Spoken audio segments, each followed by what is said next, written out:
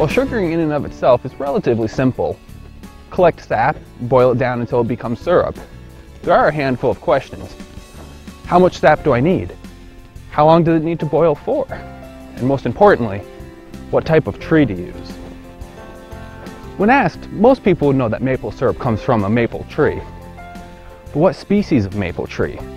After all, there's sugar maple, red maple, rock maple, black maple, swamp maple, just to name a few. While sugar maple is obviously the best choice, others work as well. Specifically black maple, as it's closely related to the sugar maple. You can use others, like the red maple too. However, the downside to this is it takes twice as much sap on average to make 1 gallon of syrup. Therefore, it means you're going to take twice as much time, twice as much energy, and some people say that the syrup coming from those trees doesn't quite taste as good. I feel like at this point I should also mention that most of these species are native only to the northeast of the United States. Those outside of this region may not be able to find them. But if you are able to find them, something important is being able to identify the correct species of maple. It can be a little difficult as red maple and sugar maple look very similar. There are several ways, however. The best is when the trees have leaves on them, with the sugar maple having 3 to 5 inch wide, 5-lobed leaves, as opposed to the red maple's 2 to 6 inch wide, 3-lobed leaves with sharply V-shaped sinuses and small sharp teeth.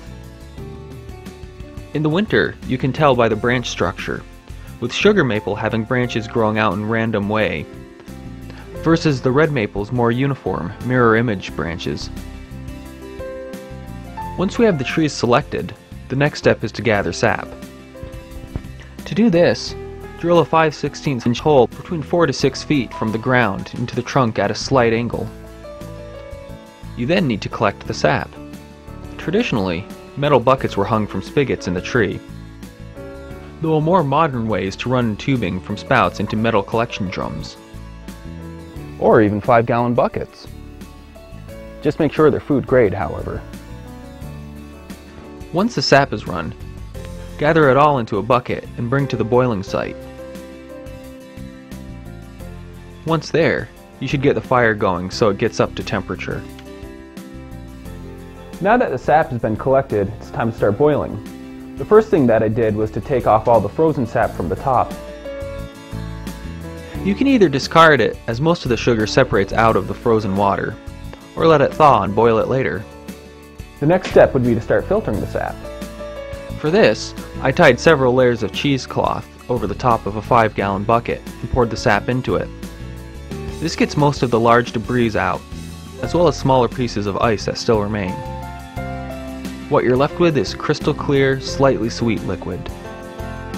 For boiling, I'm using a small wood cook stove I installed in my shed with a 12-quart pot as the warmer, 8-quart pot as the boiler, and a saucepan as the finisher.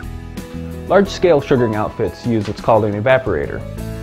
Basically, it's a large pan on top of a stove, with dividers to allow the sap to work its way along as it boils. But if you're just sugaring off of your own land and for a hobby, you don't need all that big equipment. Now that the fire is going strong, it's time to add the sap to the pots. Once you start boiling, you never want to leave the sap for more than a few moments at a time, otherwise it may burn. For this reason, if you're using wood, make sure to have plenty on hand. For boiled down sap to be considered maple syrup, it has to have a sugar content of at least 66%.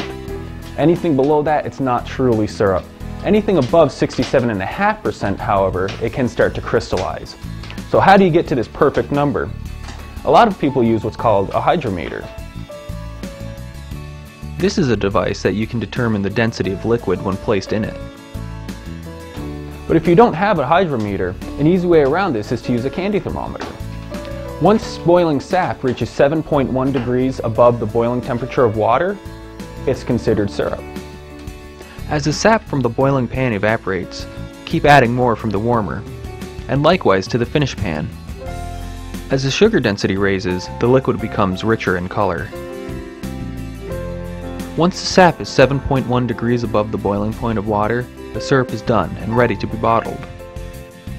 First, you need to filter the syrup. I use 6 layers of cheesecloth to do this, though you can buy a filter from most agricultural stores. But for personal production, the cheesecloth does just fine filtering impurities. To fill the jars, I use a metal turkey baster. It's important to sterilize the jars ahead of time to kill any bacteria. It's also important to bottle the syrup when it's at least 180 degrees Fahrenheit, again to make sure all the bacteria is killed. After filling the jar and putting on the cap, turn the bottle upside down and let it rest for a while. This will help seal the cap and keep air from leaking in. And now, finally, you have your own maple syrup.